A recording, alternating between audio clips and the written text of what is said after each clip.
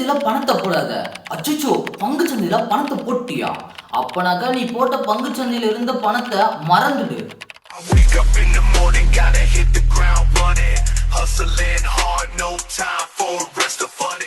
வணக்கம் தமிழ் மக்களே, பங்குச்சந்தையில சக்சஸா இருக்கக்கூடிய விஜய் கேடியாவோட லைஃப் ஸ்டோரியை பத்தி தான் பார்க்க போறோம். ஆரம்ப காலத்துல 14 ரூபாய் கொடுத்து ஒரு பால் பாக்கெட் கூட வாங்க முடியாதவர் இன்னைக்கு பங்குச்சந்தையில 800 கோடி ரூபாய்க்கு பங்குகளை வச்சிருக்கிறாரு.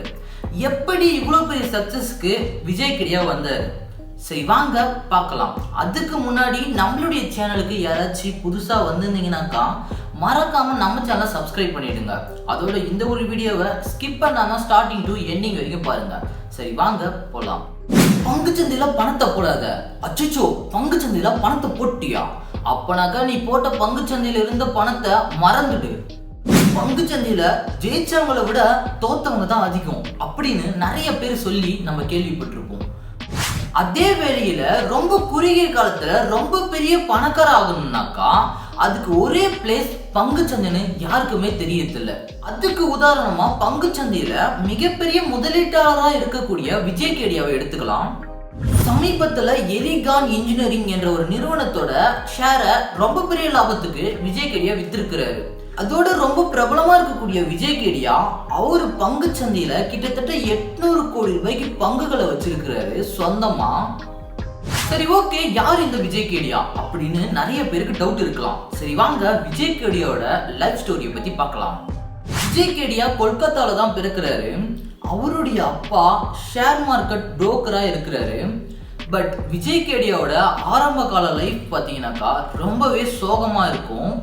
ஏன்னா விஜய் கேடியா 10ஆம் வகுப்பு படிக்கும் பொழுது அவருடைய அப்பா இறந்து போயிடுறாரு. ஸோ இதனால அவங்களுடைய குடும்பம் நிறைய நிதி நெருக்கடிக்கு உள்ளாகுது.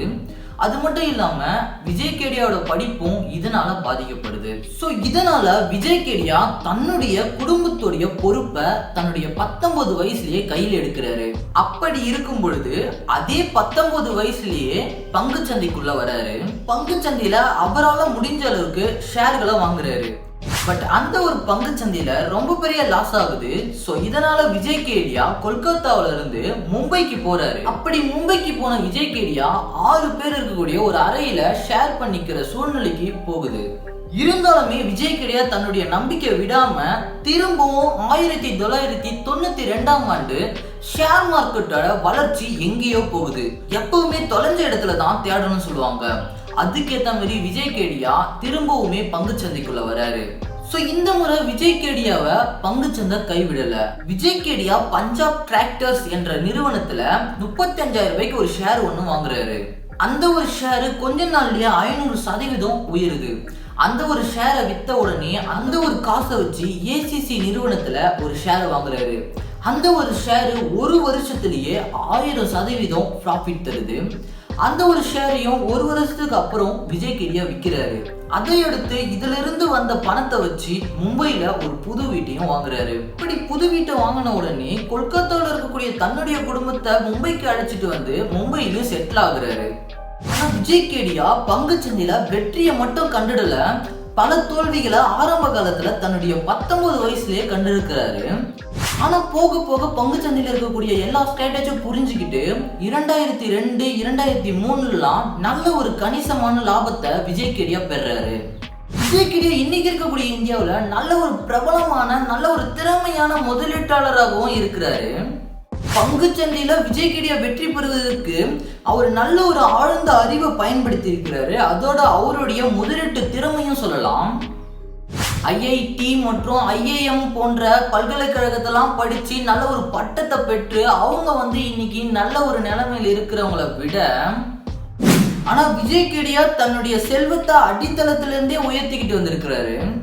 தற்போது கோடிகள்ல வச்சிருக்கக்கூடிய விஜய் கேடியா கிட்ட ஒரு காலத்துல அவருடைய குழந்தைக்கு 14 ரூபாய் கொடுத்து பால் பாக்கெட்டு கூட வாங்க முடியாத நிலைமையில இருந்திருக்கிறாரு. விஜய் கேடியா ஒரு மீடியால சொல்லியிருக்கிறாரு, அது என்னன்னாக்கா தன்னுடைய 19 வயசுலயே பங்குச்சந்தையில பங்குகளை வாங்கினேன். ஆனா அந்த ஒரு வயசுலயே எனக்கு 35,000க்கு ஒரு லாஸ் ஏற்பட்டது. ஆனா அந்த ஒரு லாஸ் 15 நாளுக்குள்ள ரிட்டர்ன் எடுக்கணும்னு சொல்லிட்டு நான் ஆசைப்பட்டேன். திரும்பவும் 15 நாட்கள்லயே ஷேர் மார்க்கெட்டுக்குள்ள வந்தேன். அப்படி வரும்பொழுது நான் கடவுள்கிட்ட வேண்டுனது என்னன்னாக்கா, இந்த ஒரு இக்கட்டான சூழ்நிலையில இருந்து என்னை காப்பாத்திட்டுனாக்கா திரும்பவும் நான் வந்து பங்கு சந்தைக்கு வரவே மாட்டேன் அப்படின்னு நான் கடவுள்கிட்ட வேண்டிக்கணும்னு சொல்றாரு.